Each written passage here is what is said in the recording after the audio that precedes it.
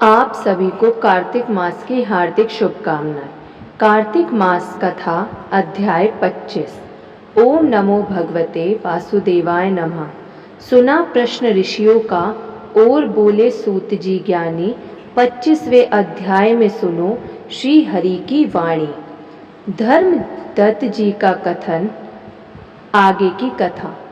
तीर्थ में दान और व्रत आदि सत्कर्म करने से मनुष्य के पाप नष्ट हो जाते हैं, परंतु तू तो प्रेत के शरीर में है, अतः उन कर्मों को करने की अधिकारिणी नहीं है। इसलिए मैंने जन्म से लेकर अब तक जो कार्तिक का व्रत किया है, उसके पुण्य का आधा भाग मैं तुझे देता हूँ। तू उसी से सद्गति को प्राप्त हो जा।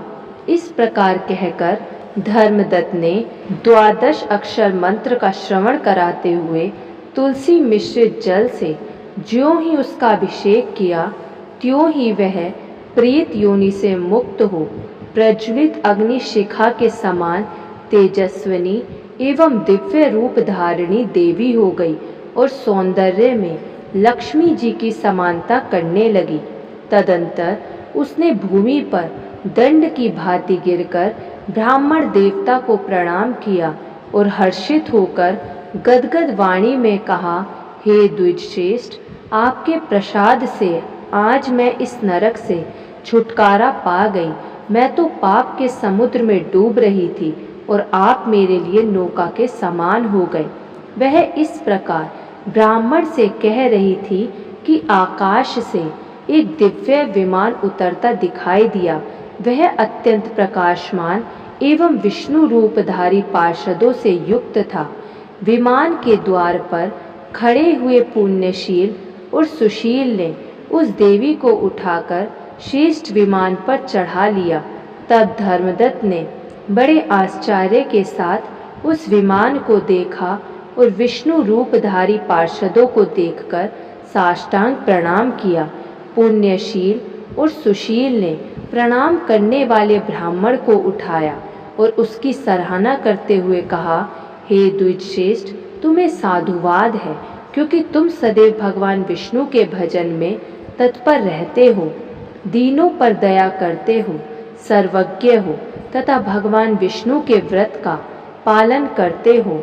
तुमने बचपन से लेकर अब तक जो कार्तिक व्रत का अनुष्ठान किया है, उसके आधे भाग का दान देने से तुम्हें दूना पुण्य प्राप्त हुआ है और सैकड़ों जन्मों के पाप नष्ट हो गए हैं। अब यह वैकुंठ धाम में ले जाई जा रही है। तुम भी इस जन्म के अंत में अपनी दोनों स्त्रियों के साथ भगवान विष्णु के वैकुंठ धाम में जाओगे और मुक्ति प्राप्त करोगे। धर्मदत्त, जिन्होंने तुम्हारे समान भक्ति पूर्वक भगवान विष्णु की आराधना की है, वे धन्य और कृतकृत्य हैं। इस संसार में उन्हीं का जन्म सफल है। भली भांति आराधना करने पर भगवान विष्णु देहधारी प्राणियों को क्या नहीं देते हैं। उन्होंने ही उत्तानपाद के पुत्र को पूर्व काल में ध्रुव पद पर स्थापित किया था। उनके नामों का स्मरण करने मात्र से समस्त जीव सद्गति को प्राप्त होते हैं। पूर्व काल में ग्रहग्रस्त गजराज उन्हीं के नामों का स्मरण करने से मुक्त हुआ था।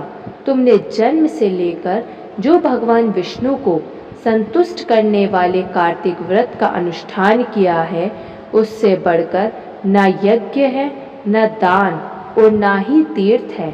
विप्रवर, तुम धन्य हो, क्योंकि तुमने जगत गुरु भगवान विष्णु को प्रसन्न करने वाला कार्तिक व्रत किया है, जिसके आधे भाग के फल को पाकर यह स्त्री हमारे साथ भगवान लोक में जा रही है। बोलिए लक्ष्मी नारायण भगवान की जय। कार्तिक मास की जय।